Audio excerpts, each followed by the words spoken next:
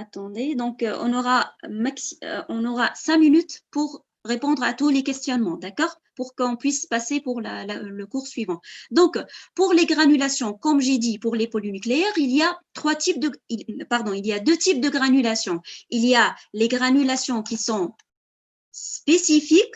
Spécifique, ça veut dire que c'est elles qui vont dicter, ça c'est un neutrophile, ça c'est un éosinophile et ça c'est un basophile. Ça, ce sont les granulations spécifiques, d'accord? Alors que les granulations qui sont partout dans les trois, ce sont les granulations azurophiles. Azurophile, c'est le caractère qui ne prend pas de coloration, qui vont apparaître neutres, donc ils n'ont pas de coloration, ni rouge, ni bleu. Est-ce que c'est clair? Madame, c'est-à-dire neutrophile, Oui, madame, azurophile. merci. Exactement. Le neutrophile, il a deux types de granulations qui n'ont pas de couleur, mais l'un avec une composition particulière, ça c'est spécifique, et l'autre, ce n'est pas spécifique. Mais sont synonymes, azurophile et neutrophile. Azurophile égale à neutrophile, exactement. Madame, Oui. Madame, comment se fait l'acheminement des globules rouges et plaquettes, après la maturation, comment ils vont aller au sang? Exactement, c'est ce qu'on va voir maintenant. Donc, le tissu sanguin, ça, il circule dans les vaisseaux. Donc, c'est pour cette raison, on va entamer le deuxième cours qui consiste à étudier les différents éléments du tissu circulatoire. Donc, la moelle, elle va fabriquer. La moelle, il est très riche en vaisseaux sanguins et ces vaisseaux, elles vont acheminer les cellules formées vers la circulation, que ça soit sanguine ou veineuse. D'accord? Donc, c'est le tissu circulatoire qu'on va voir après. Est-ce qu'il y a d'autres questions? Madame, question. Non, pas trop. Madame, les lymphocytes T. Les lymphocytes T, oui. Elles sont produites par le thymus. Les lymphocytes T, elles sont produites par le thymus. Ben, les lymphocytes T, ce sont des cellules qui sont responsables de l'immunité cellulaire. Ce sont des cellules qui existent dans le sang. D'accord? Madame, donc, le thymus, il va se dégrader à l'âge de après 6 ans. Alors, qui va produire les lymphocytes T? J'ai pas bien compris ta question, mais j'essaie un petit peu d'expliquer un petit peu. Donc, نرجع les lymphocytes. Donc, voilà, les lymphocytes. هو juste حاب يقول لك معناتها التيميس à l'âge de 6 ans, il va dégrader. Très bien. Donc ça, c'est relié. Donc, j'ai dit que c'est la moelle osseuse qui va fabriquer. Mais principalement, pour les lymphocytes T, c'est le thymus. Donc, c'est l'organe lymphoïde primaire qui va fabriquer. Et ces lymphocytes qui vont être fabriqués, ils vont circuler. Mais on sait très bien que le thymus, il va disparaître. Non, il ne va pas disparaître complètement parce que lorsqu'on observe un enfant, le thymus d'un enfant comparativement à un adulte, on voit que l'adulte, ça existe, mais il est très rudimentaire. Est-ce que c'est clair? Il existe quand même. Donc, même si ça n'existe pas, c'est le relais qui va prendre le relais, c'est la moelle osseuse, oui ou non? Donc, ce que tu es censé de retenir, c'est que les lymphocytes B, c'est principalement la moelle osseuse. Le lymphocyte T, c'est le thymus. Mais le thymus, c'est vrai qu'il va diminuer sans disparaître. Donc, c'est encore le thymus qui va fabriquer les lymphocytes T. C'est clair? Madame, les lymphocytes et B, ils sont fabriqués dans la moelle osseuse, mais les lymphocytes T subissent une maturation dans le thymus. Le thymus, c'est juste qu'un réservoir de lymphocytes. Non. Le thymus, c'est lui qui va fabriquer les lymphocytes T. Il va assurer à leur différenciation et c'est lui qui va les diffuser vers les autres organes lymphoïdes. Donc, c'est le lymphocyte, c'est le thymus pour les T et c'est la moelle osseuse pour le B. Qu'est-ce que j'ai ajouté? C'est que vous avez la notion que le thymus, il va disparaître. Mais fonctionnement, il ne va pas disparaître chez l'adulte. Fonctionnement. Donc, il existe quand même des reliquats de thymus chez l'adulte qui vont maintenir des lymphocytes T. Madame, Ma- fabrication ou maturation pour les lymphocytes T, ZOS, En ce qui concerne les organes lymphoïdes, vous allez les voir avec détail. Donc, qu'est-ce que j'ai parlé ici? Des organes qui vont fabriquer, tout simplement. D'accord? Donc, c'est la moelle osseuse qui va fabriquer pour les lymphocytes B et pour les lymphocytes T, c'est le thymus. D'accord? Madame, Oui. les PNE, lorsqu'ils font des granulations pour détruire les parasites, donc ils font causer une réaction allergique automatiquement. Les polynucléaires de quel type? Eosinophiles. Et eosinophiles. Donc, ils vont être stimulés pour libérer leur granulation. Et ce sont leurs granulations qui vont s'attaquer pour le parasite. D'accord? Et madame, ça provoque une hypersensibilité chez l'enfant. Ce sont des réactions. Bon, pour ce qu'on dit pour le polynucléaire éosinophile, c'est principalement, ce sont des réactions d'hypersensibilité immédiate et retardée. D'accord? Mais pour les parasites, c'est juste. Il faut comprendre que les polynucléaires éosinophiles, ils ont deux fonctions. D'accord? C'est d'une part, ce sont les réactions d'hypersensibilité immédiate et retardée, et d'autre part, c'est la destruction des parasites. C'est clair? Donc, on a balancé vers l'action de l'action antiparasitaire. Les réactions allergiques, on dit ce sont les polynucléaires basophiles. D'accord? Madame, c'est-à-dire Il معناتها faut مش نفس retenir contenu qu'ils vont déverser. ce qu'il faut retenir, c'est que éosinophile égale activité antiparasitaire. D'accord? Parce que pour les réactions d'hypersensibilité, les polynucléaires éosinophiles, ils vont participer, mais ils ne jouent pas un grand rôle. D'accord? Parce que tout ce qui est allergique, ça demande la présence d'histamine. Et l'histamine, c'est les basophiles, les polynucléaires basophiles.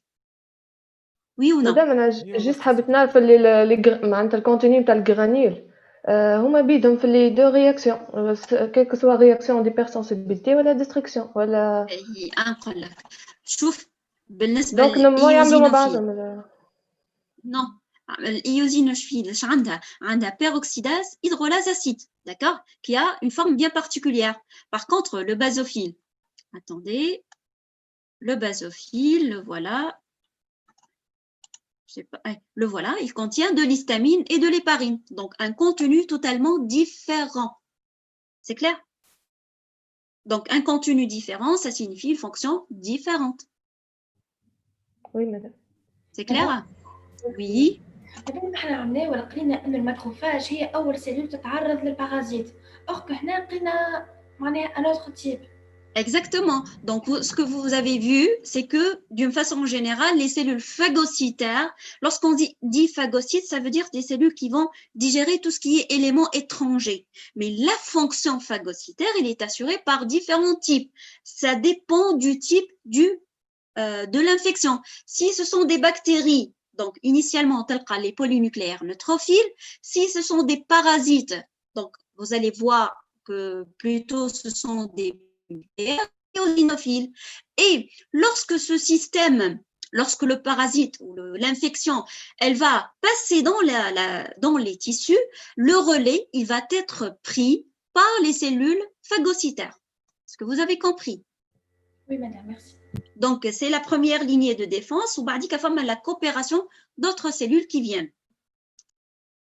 Est-ce que j'ai pu répondre à vos questionnements ou il y a quelques d'autres questions qui clochent? Madame, juste une question. Madame, la cellule méga qui existe dans le moelle épinière caractérise le frottis de la moelle épinière. Exactement. De quoi? Si tu vois un frottis de moelle, il faut être sûr que tu vois ce mégacariocyte. Ah, madame, du frottis osseuse. Le frottis de moelle osseuse, il est caractérisé par la présence de cette cellule. D'accord, madame. Merci. Très bien. Donc, c'est l'occasion pour passer à la deuxième partie de ce cours. Donc, on va passer alors.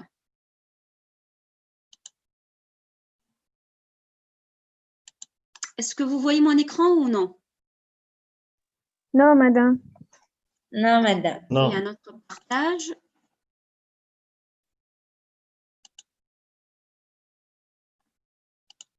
On est un petit peu en retard, mais on va essayer. Vous y êtes ou non? Non. Pas encore. Et ça? Oui. Très bien. Vous voyez en plein écran ou c'est encore? C'est bon, madame, alors. Très bien. Je pense qu'on va tarder un petit peu parce qu'on a pris largement le temps avec le retard qu'on a eu au début. Ça vous gêne pas? Non. On commence.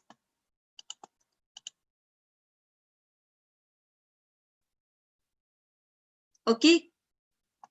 C'est bon pour tout le monde? Oui. Oui. Très bien. Donc, on va faire vite en ce qui concerne cette partie. Comme j'ai annoncé au début, on va voir aussi bien le tissu sanguin que j'ai tardé largement. Et maintenant, on va voir le tissu circulatoire. Je ne vais pas trop tarder, d'accord? Donc, en ce qui concerne le tissu circulatoire, ce qu'on va voir progressivement, ça sera après l'introduction. On va voir le système artériel, veineux et lymphatique. L'essentiel de ce cours, c'est de faire la distinction entre ces trois systèmes. C'est l'objectif éducationnel. Donc, en fait, comme on a annoncé tout à l'heure, le système circulatoire, c'est celui qui va permettre l'acheminement du sang, mais aussi de la lymphe. Parce que tout simplement, dans notre corps, il existe pour le système circulatoire un système pour le sang et pour la lymphe. Et pour le système sanguin, il y a le système artériel et veineux. Ça, vous le connaissez, il n'y a pas de problème. Donc, ça, c'est une organisation générale. Donc, c'est la pompe cardiaque qui, à partir de laquelle on aura différents types d'artères, artères élastiques, musculaires, artérioles, pour arriver au petit qui s'appelle capillaire. Et à partir des capillaires, c'est la voie veineuse qui va cheminer vers le tronc, pour le tronc veineux, vers le retour vers le cœur. Mais sans oublier que parallèlement, il y a un circuit lymphatique qui est présent. Donc, la circulation sanguine, c'est artérielle ou veineuse, mais aussi il y a la circulation lymphatique. Donc, pour le système sanguin, la circulation sanguine, c'est un circuit fermé qui est composé par la pompe, qui est le cœur, et les différents vaisseaux. Donc, il faut savoir que sur le plan histologique, la paroi des vaisseaux, elle s'organise en trois tuniques. On a intima, média et adventice. Toujours ça, c'est de l'intérieur. On a l'intima, l'intermédiaire, la média et ce qui est extérieur, c'est l'adventice qui va relier la structure vasculaire au tissu voisinant.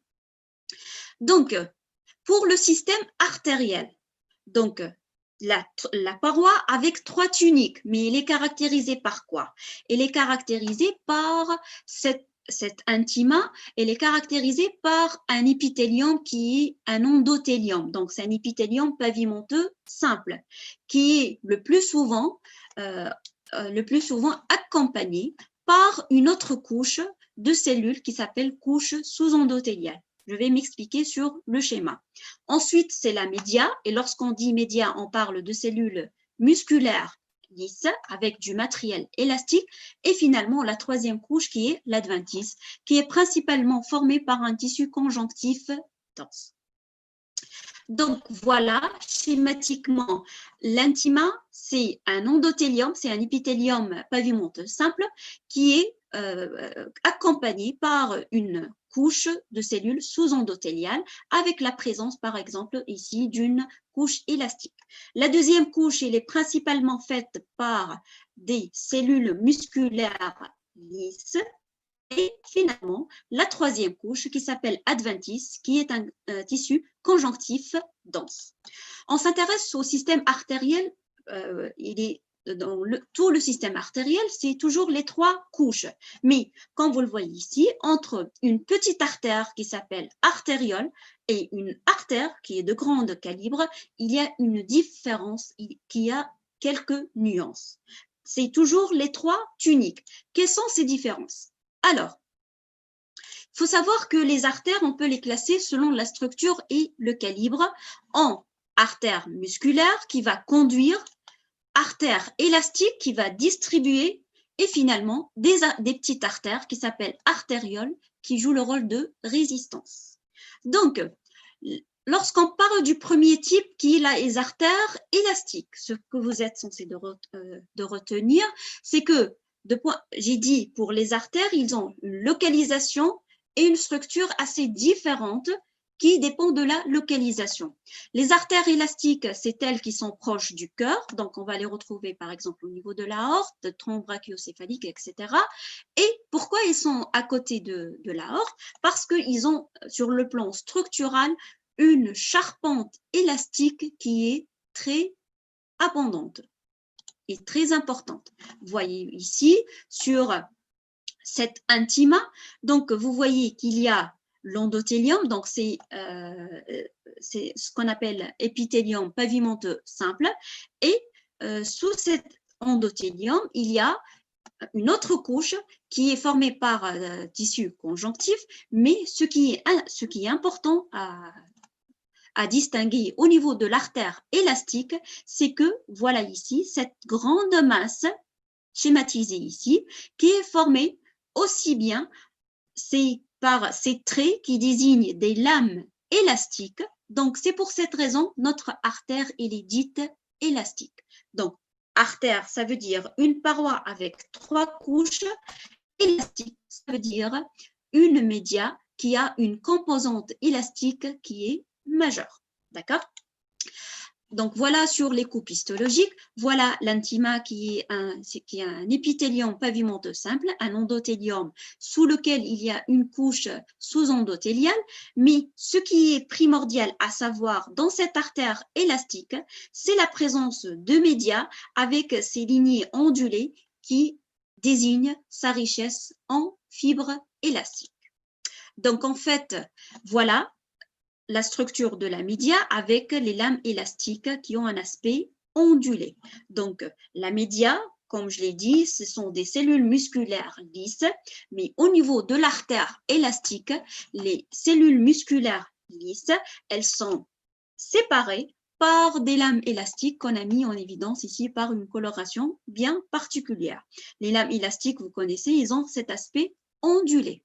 Donc, une lame élastique est principalement caractérisée par la présence de lames élastiques au niveau de sa médiane. C'est ce que vous êtes censé de retenir.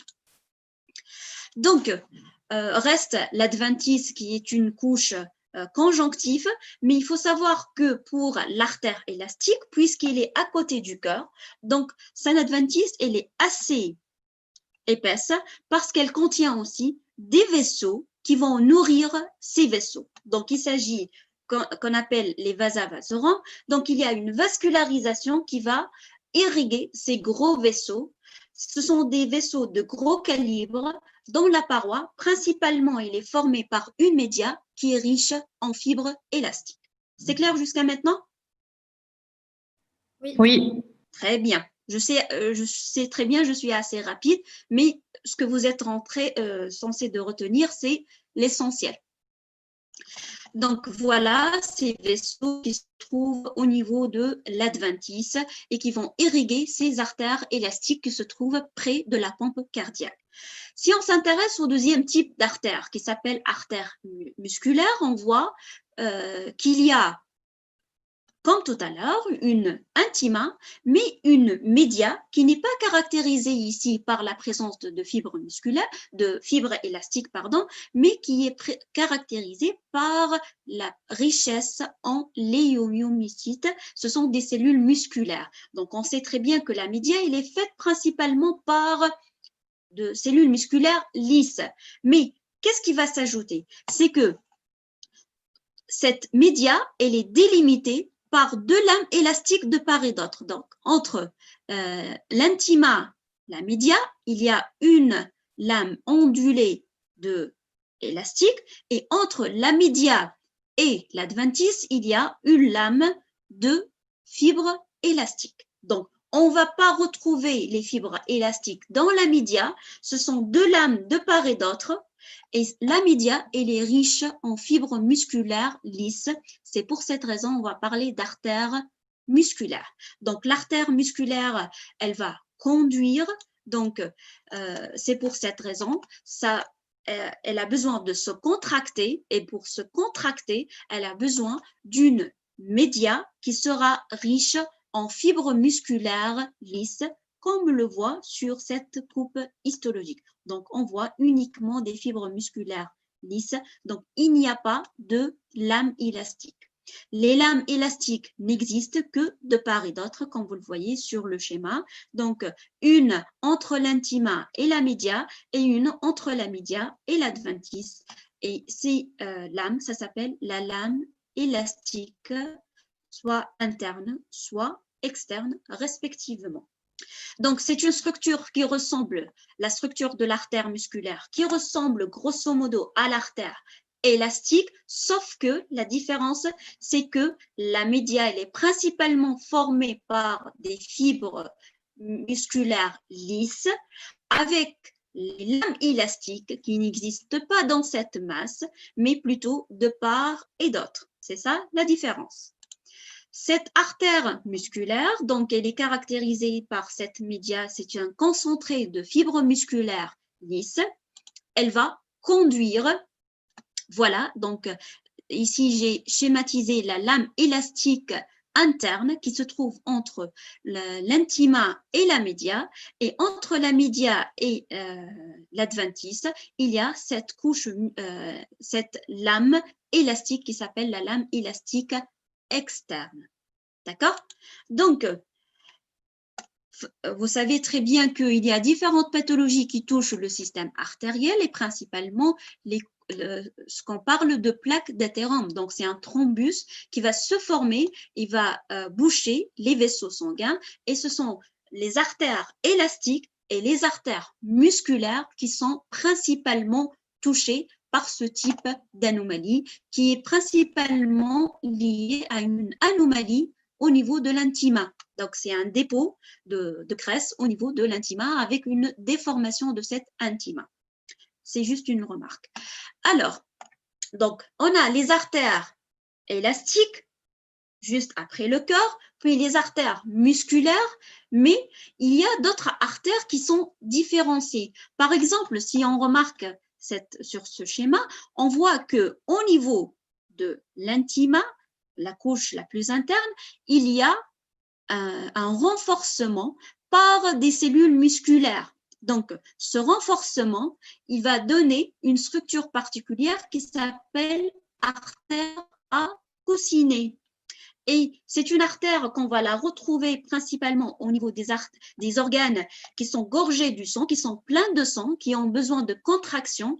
Et par exemple, c'est le tissu érectile. Donc, le phénomène d'érection, il est principalement lié à un phénomène vasculaire, à la richesse en faisceaux musculaires au niveau de ces artères.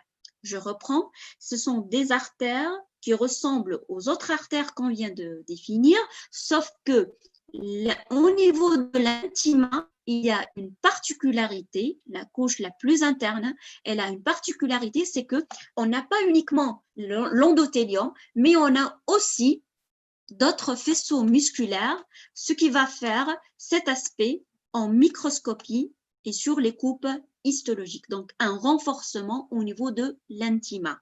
Donc, puisqu'on a un renforcement musculaire, donc la contraction, elle est très importante et c'est pour cette raison, ces artères, on va les retrouver dans des organes qui sont pleins de sang et c'est le cas de tissu érectile qu'on le retrouve au niveau des organes génitaux masculins. C'est clair? Madame, Oui. média, juste question, oui, قولي. juste dans le média, est-ce que fait des fibres musculaires, les artères C'est la cocinées? même structure, la seule différence, c'est que l'intima, la médiale n'est pas touchée, mais ici, c'est l'intima qui a de plus des couches musculaires. D'accord? On sait très bien que l'intima, elle est formée par un endothélium, une couche sous-endothéliale. La couche sous-endothéliale, la couche sous l'endothélium, il y a des cellules musculaires qui vont être exagérées, qui vont former sous l'aspect en cociné, qui on dirait. D'accord? Donc, c'est ça, cet aspect qui se trouve au niveau de l'intima. Mais si on passe aux artères, à partir de l'artère élastique, artère musculaire, on va passer directement aux petites artères qui s'appellent les artérioles. Et les artérioles, ça se distingue comme étant des vaisseaux de résistance parce que tout simplement, elles vont régler la distribution du sang. Donc, elles vont faire des contractions, ce qui va définir la vasoconstriction et la vasodilatation. Ce qui distingue ces artérioles, c'est qu'ils ont une charpente musculaire qui est très importante. Donc, en fait, sur le plan structural, voilà schématiquement. Donc, toujours, c'est l'intima avec l'endothélium, puisqu'elle a une charpente musculaire importante, donc on ne va pas retrouver de l'élastique dans la média. On va le retrouver uniquement sous forme de deux lames. Donc, il y a ici, pour les artérioles, donc ils ont un calibre qui est très réduit par rapport à l'artère musculaire. Donc, ça signifie que la lame élastique, on ne va pas la retrouver, que ce soit la lame élastique interne, que ce soit la lame élastique externe.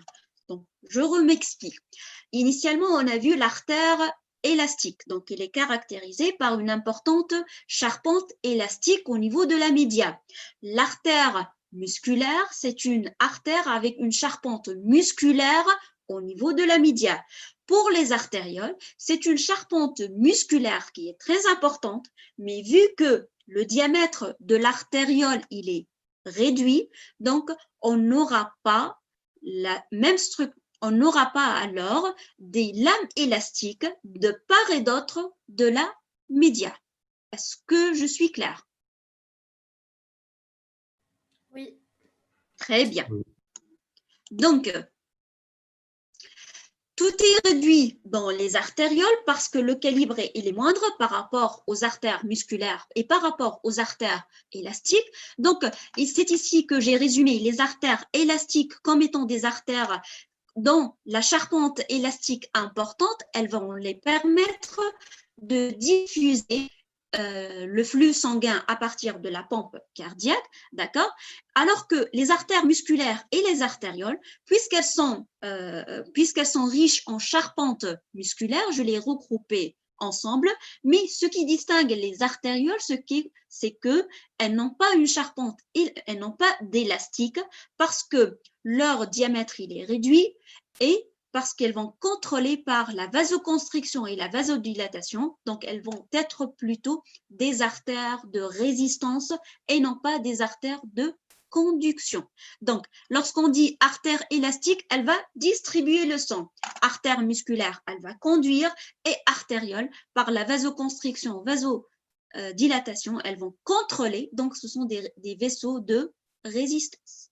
C'est clair sur le plan fonctionnel? Donc, selon la structure, on a pu déduire une fonction.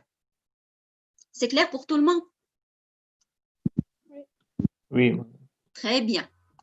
Vous me suivez?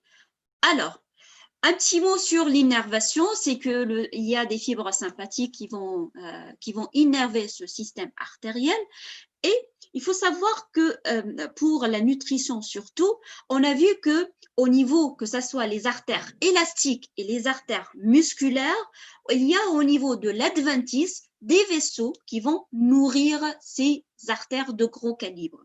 Donc, ça, c'est pour les artères élastiques et musculaires. Alors que les petites artères, ça égale artérioles, il n'y a pas vraiment une vascularisation qui va les nourrir. D'accord? Donc,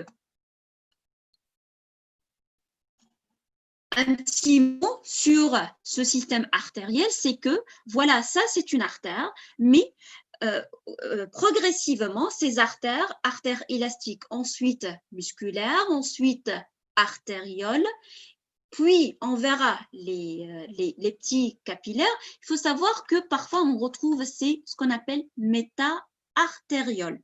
Donc, c'est la transition entre les grandes artères, les artères de gros calibre, artères élastiques, ensuite musculaires, artérioles, pour arriver au système capillaire. Ce qui distingue ces méta-artérioles, c'est tout simplement une paroi, toujours les trois tuniques, mais l'intima, c'est simplement un endothélium. La média, c'est une couche de cellules musculaires lisses, et l'adventice, c'est très mince. Donc, avec un calibre très réduit, on aura une structure qui est très simple. Donc, elle va juste faire la liaison pour arriver. Donc, voilà, donc progressivement, on a à partir de l'artère élastique qui est dans la paroi, elle est très épaisse. Ensuite, c'est l'artère musculaire avec la grande charpente musculaire et la lame élastique de part et d'autre. Les artérioles avec on ne retrouve pas grand-chose de lame élastique, ça peut se voir juste la limitante élastique interne pour les artérioles qui sont proches des artères musculaires, alors que la méta-artériole, il est une structure qui est très réduite avec une paroi qui est très mince pour aboutir à la fin au capillaire. Donc, c'est quoi les capillaires? C'est un réseau qui est disposé entre artérioles, donc le système artériel et vénulaire. Donc, les petites artères artérioles et les vénules. Donc, voilà une artériole. Ça, c'est une petite veine, c'est une vénule. Et tout ce réseau, qu'on le voit schématisé ici, ce sont les capillaires. Ce que vous êtes censé de reconnaître, c'est que la paroi des capillaires, elle est très mince. De ce fait, on n'aura pas les trois tuniques. On n'aura pas intima, média, adventice. On aura tout simplement une couche de cellules endothéliales. Donc, c'est un endothélium qui est entouré par un tissu conjonctif. Donc, une structure qui est très simple. Et pourquoi cette simplicité? Parce que tout simplement, le capillaire, il ne laisse passer qu'un globule rouge. Donc, son diamètre, il est très réduit. C'est pour cette raison, sa paroi, elle est très simplifiée. Donc, simplement, c'est une seule couche de cellules. Mais parfois, on peut avoir une couche de cellules musculaires, comme on le voit. Donc, ici, c'est la cellule endothéliale qui appartient à l'intima. Et parfois, on peut voir une cellule musculaire qui s'appelle péricyte. Donc, péricyte, par définition, c'est une cellule aux côtés d'un capillaire qui va se contracter et qui va régler le calibre de ce vaisseau qui s'appelle capillaire, qui ne laisse passer qu'un seul globule rouge. Donc, le diamètre, il ne dépasse pas les 5 micromètres. C'est clair? Ce qui est important à retenir en ce qui concerne les capillaires, étant donné que leur structure il est très simple, c'est qu'il y a 3 variétés. C'est le continu, le fenestré, le discontinu ou sinusoïde. Je m'explique. Lorsqu'on parle de capillaire à endothélium continu, ça veut dire quoi? Ça veut dire que lorsqu'on observe sur la microscopie électronique, on voit que la cellule endothéliale, ici il y a une cellule avec une autre qu'on ne voit pas son noyau. Les cellules endothéliales, elles sont continues et elles reposent sur une lame basale qui est continue. Donc, ce sont les vaisseaux qu'on les retrouve partout, qui peuvent avoir ou non des cellules musculaires qui s'appellent les péricytes, donc elles peuvent être simples dans ce cas, ou avec la présence de péricytes comme dans ce deuxième cas. Donc, je vous assure que je ne vais pas trop tarder. Je sais très bien que vous avez cours après, mais je vais faire vite à ce que vous reteniez l'essentiel. Alors, donc, ça, c'est le capillaire avec un endothélium continu. Donc, cellule endothéliale continue, lampe basale continue. Il est situé partout dans notre organisme. Le deuxième type, donc voilà, c'est une autre explication en ce qui concerne l'endothélium continu, avec au sein cellule musculaire qui s'appelle péricyte, donc il est continu. Le deuxième type, c'est un capillaire qui est dit fenestré. Fenestré, ça veut dire la présence de fenêtres. Et lorsqu'on dit fenêtre, ça veut dire qu'il y a des trous et des pores entre les cellules endothéliales. Donc, ça veut dire que la lame basale, elle est continue, mais il y a des fenêtres entre les cellules endothéliales, comme on le voit schématiquement ici. Ce sont des fenêtres ou des pores de 80 à 100 nanomètres, donc ils ne vont pas laisser passer tous les éléments, elles vont faire une sélection. C'est pour cette raison, on va les retrouver dans des localisations particulières comme le rein, les glandes et au niveau de la muqueuse digestive. Donc, ils ont une action sélective. Si les capillaires avec un endothélium continu, on va les retrouver partout parce qu'ils font la connexion entre les petites artères et les petites veines. Les capillaires avec un endothélium fenestré, avec la présence des pores, elles ont une localisation bien particulière, comme le rein. Un autre élément que je peux ajouter, c'est que ces pores, elles peuvent être fermées ou ouvertes, ça veut dire avec ou sans diaphragme. Donc, voilà ici, voilà, ce sont des pores entre les cellules endothéliales et ces pores, elles peuvent être couverts par un diaphragme, d'accord? Donc, ça, c'est le deuxième type de endothélium fenestré. Le troisième type qui se distingue, aussi bien par des cellules endothéliales qui sont discontinues et une lame basale qui est discontinue, ça s'appelle capillaire avec un endothélium discontinu ou sinusoïde. Ça veut dire c'est ni l'endothélium ni la paroi basale, elles sont discontinues. Et ce genre, on va le retrouver dans des localisations bien particulières comme le foie, la rate. Et là, il n'y a pas de péricyte. Et leur rôle principalement, par exemple, pourquoi au niveau de la rate, on a ce type de capillaire? Parce que tout simplement, ces capillaires, la rate, son rôle, c'est de faire dégrader les globules rouges qui sont vieillis. Donc, grâce à la présence de ces capillaires qui vont laisser passer tous les éléments, elles vont passer les globules rouges. Donc, elle peut assurer l'élimination de ces globules rouges qui sont vieillis. Donc, la présence d'une part, l'absence d'une part de l'endothélium et de la lame basale va permettre à ce type de capillaire avec endothélium discontinu ou dit sinusoïde de laisser passer à travers la paroi les éléments figurés du sang. Par exemple, pour le cas de la rate, c'est le globule rouge. D'accord? Donc, on a vu trois types de capillaire, il y a le capillaire continu, donc deux conditions, il y a l'endothélium continu, la lame basale continue. L'endothélium fenestré, donc des fenêtres qui se trouvent entre les cellules endothéliales avec une lame basale qui est continue. Et le troisième type, ce sont les sinusoïdes.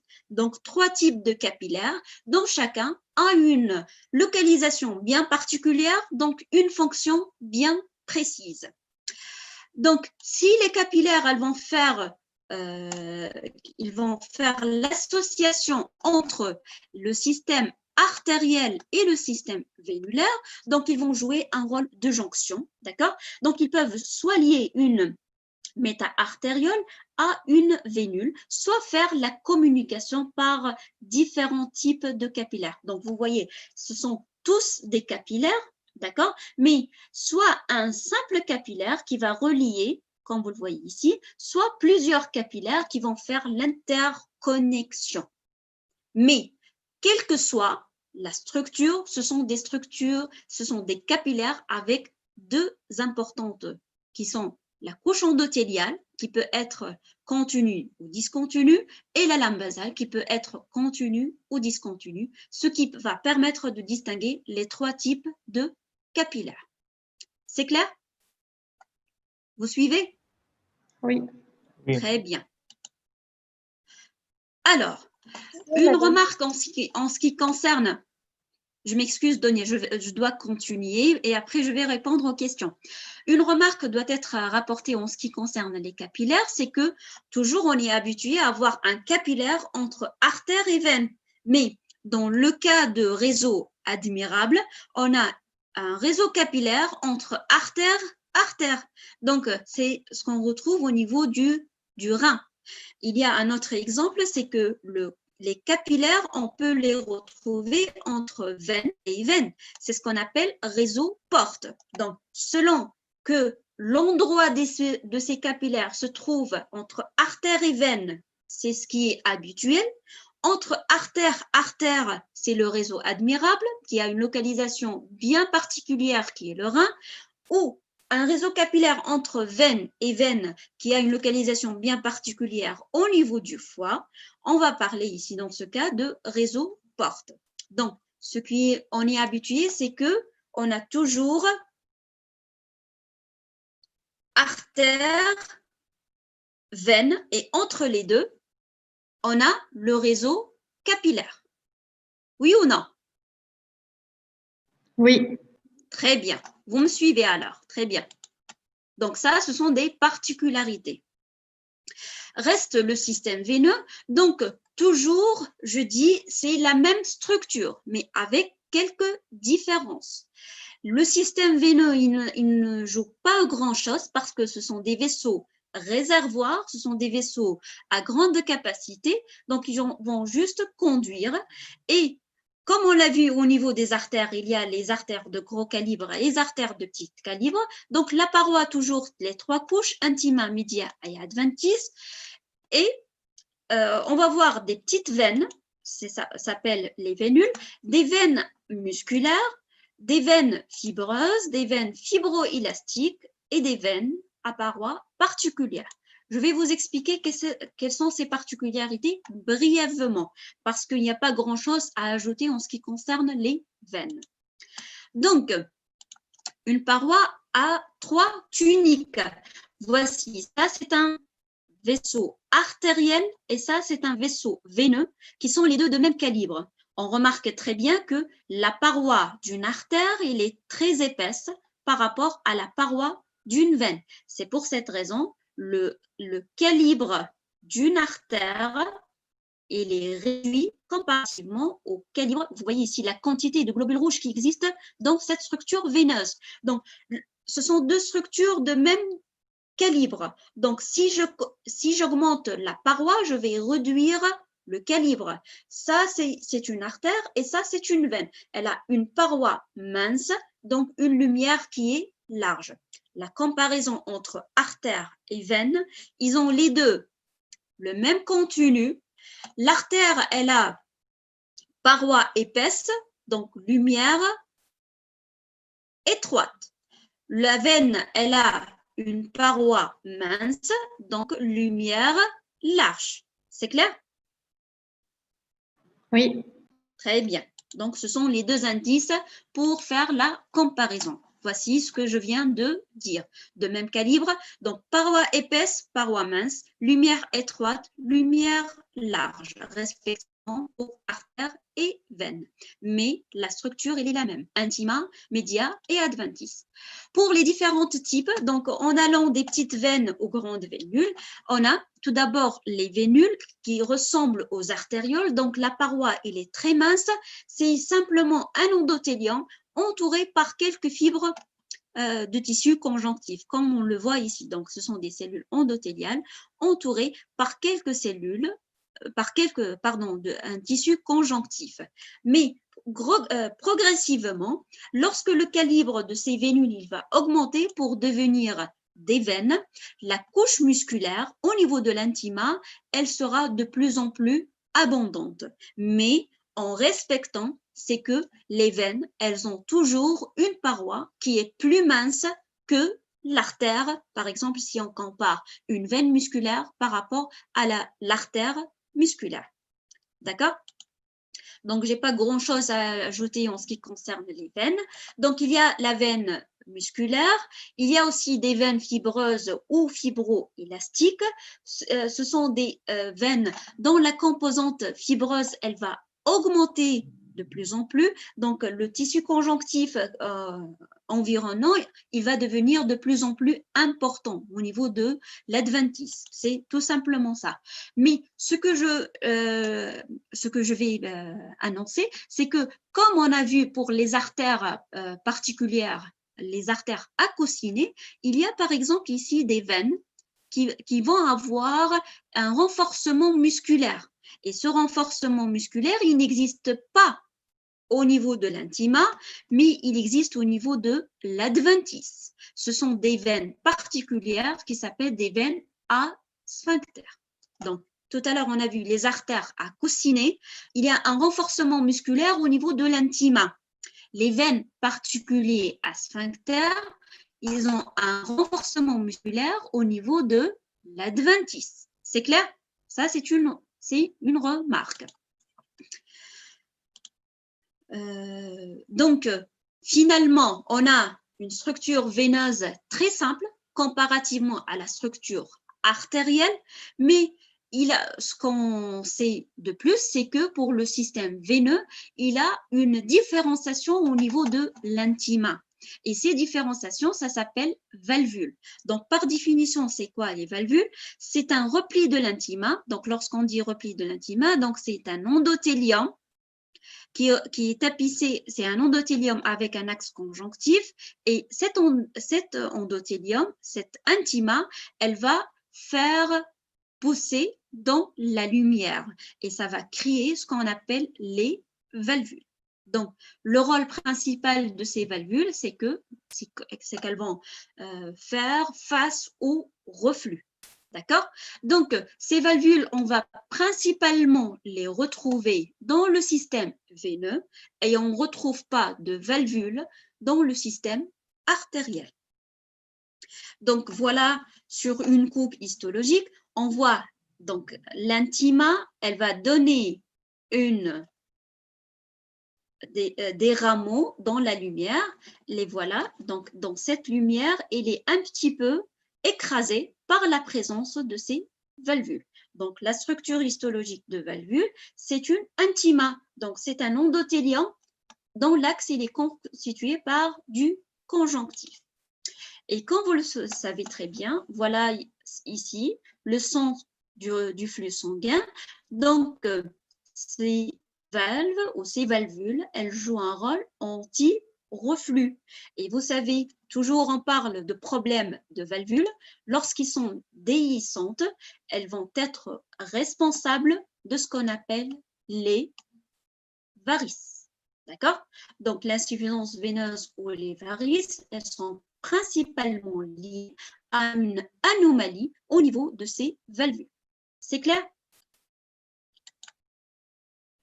Oui. On finira alors par le système lymphatique. Comme je vous ai promis, c'est très rapide. Donc, le système artériel, il y a les artères, puis les artérioles, puis on a les capillaires. Progressivement, le calibre il va diminuer. En passant du système artériel au système veineux, on a toujours le volume, le calibre qui va diminuer en passant de la veine jusqu'à la vénule. Mais en comparant artère et veine, en se basant sur la structure, il faut savoir que la lumière d'une veine elle est très large parce que la paroi elle est mince, alors que la lumière d'une artère elle est réduite parce que la paroi elle est épaisse. Un petit mot sur le système lymphatique, c'est que ce système, comme vous le voyez ici, il est semblable au système veineux. Mais si on compare un vaisseau lymphatique et un vaisseau sanguin, c'est-à-dire une veine, ils ont la même structure, le même calibre. Ce qui est différent, c'est la présence du contenu. Donc, on ne va pas s'intéresser à la paroi, mais plutôt au contenu pour distinguer une veine d'une structure lymphatique. Vous voyez que la lymphe, elle a une couleur qui est finement granulaire. C'est un aspect finement granulaire. Alors que la présence d'hématies, de globules rouges, c'est un indice pour dire que ça, c'est sanguin et non pas lymphatique. Est-ce que c'est clair cette idée? Oui. Oui, madame. Eh bien, donc, le système lymphatique, on va le retrouver dans tous les tissus, sauf le système nerveux central, le cartilage, l'os, la moelle osseuse, le thymus, le placenta, les dents et la cornée. Donc, ce sont des spécificités pour la localisation du système lymphatique.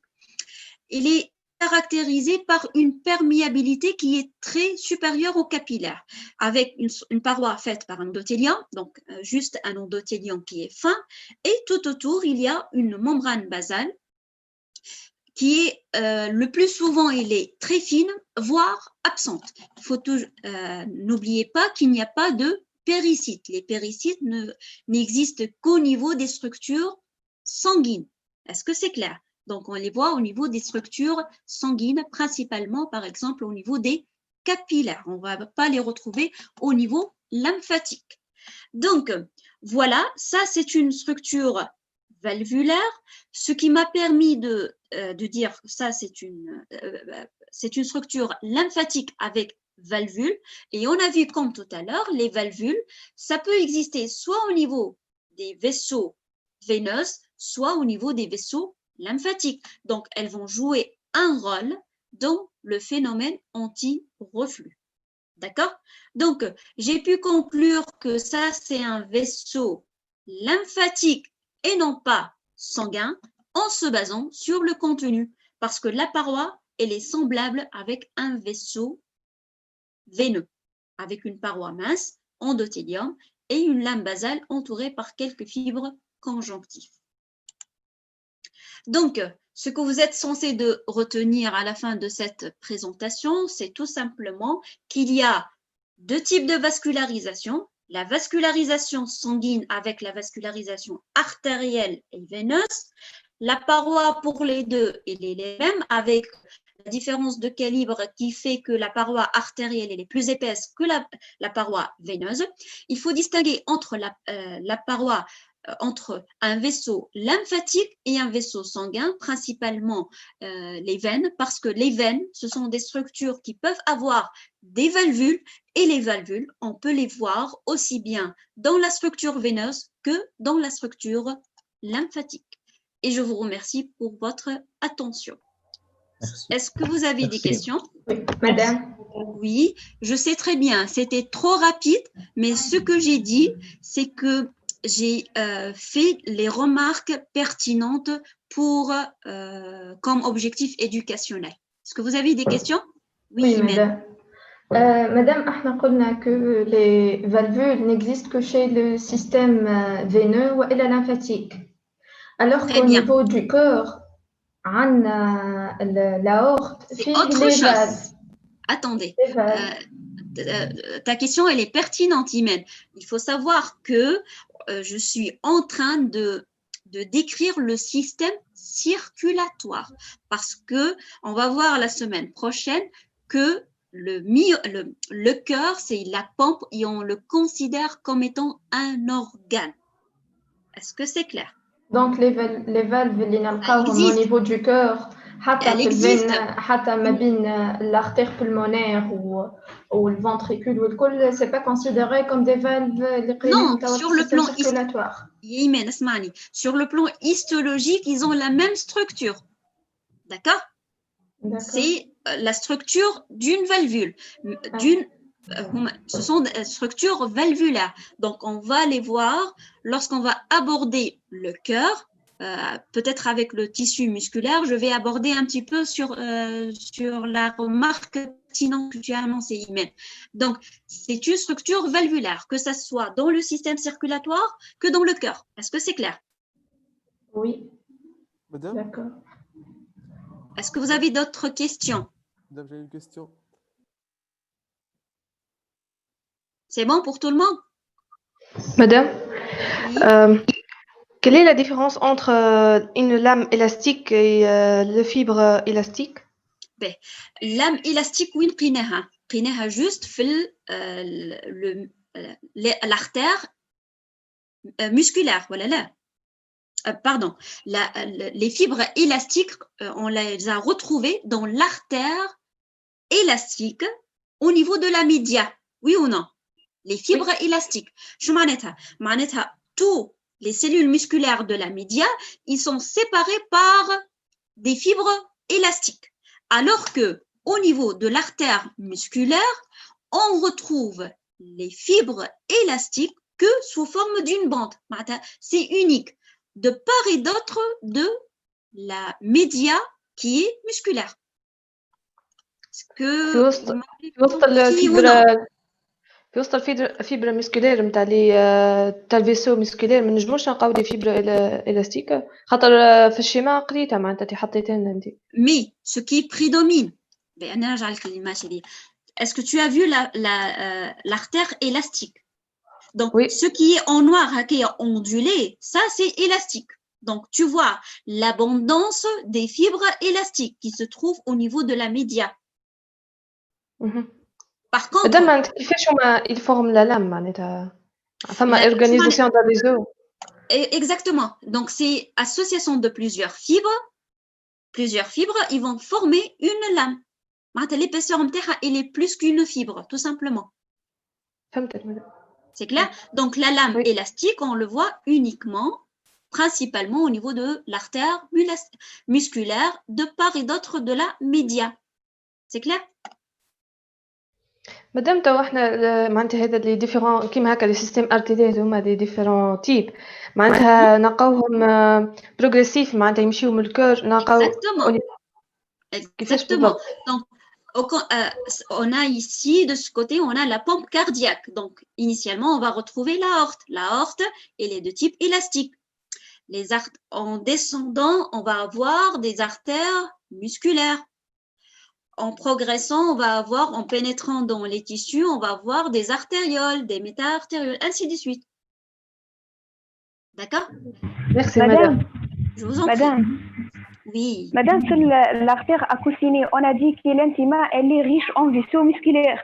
Ou le média, au niveau du média, les fibres élastiques ne se présentent pas comme des lames, comme les cas de l'artère musculaire. La particularité de l'artère accoutinée, c'est une artère musculaire. Est-ce que c'est clair? Mais ce qui va s'ajouter, c'est que il y a un renforcement au niveau de l'intima. Est-ce que c'est clair? D'accord, madame. D'accord. Mais si je vous ai représenté ça, c'est plutôt une artériole accoutinée parce que le calibre, il est réduit. D'accord? Donc, je vois principalement l'intima. Le média, voilà, ici, c'est une partie du média. Donc, ça, ce sont des cellules musculaires lisses. Donc, l'épaisseur, il est réduit. Le cas de cette coupe histologique, il est réalisé au niveau du tissu érectile. On a plutôt, ce sont des artérioles ici. Mais d'une façon générale, l'artère accoutinée, ce qui va s'ajouter, c'est au niveau de l'intima. C'est des couches musculaires qui sont différentes de la média qui est formée par des couches musculaires. C'est clair? SDR, c'est bon? Oui, madame, merci. Très bien. Est-ce que c'est bon pour les questions? Est-ce qu'on en a plus? Madame, la progression du système veineux, كيفاش زاده؟ C'est le même que c'est calqué sur le système artériel. Donc, peut-être je reprends cette image explicative, c'est celle-là. Donc, à partir du capillaire, on aura quoi? Les capillaires, elles vont lier le système artériel, celui-là, avec le système veineux. Donc, on aura capillaire, puis vénule, donc le sens contraire en bleu. Donc, puis vénule, puis des veines. Oui ou non? Peut-être je reprends l'image initiale. J'ai un schéma qui illustre l'arborisation complète ou l'organisation complète. La voilà. Donc, c'est ici.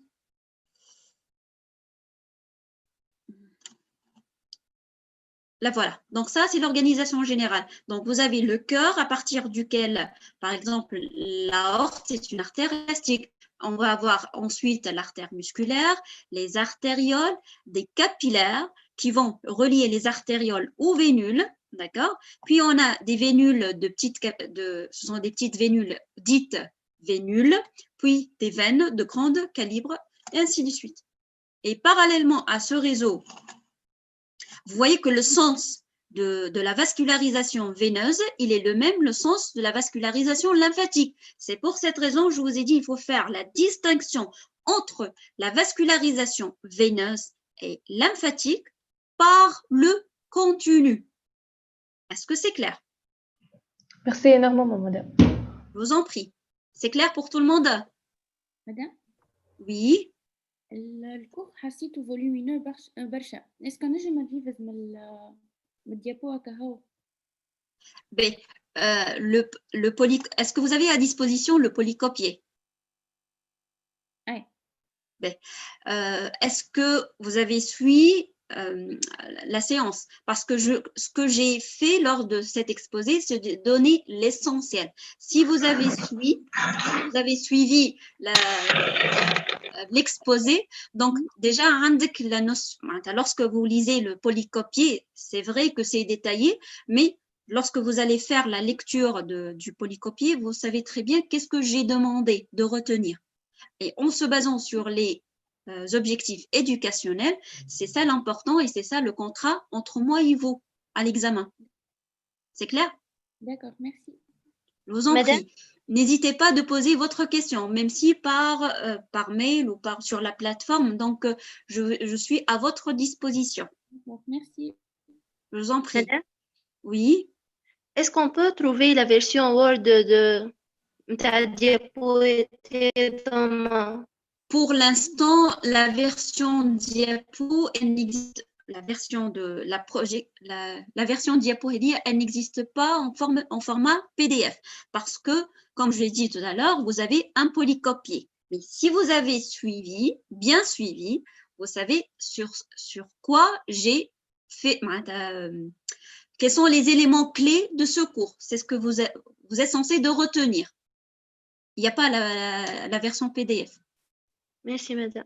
Je vous en prie, mais je suis à votre disposition.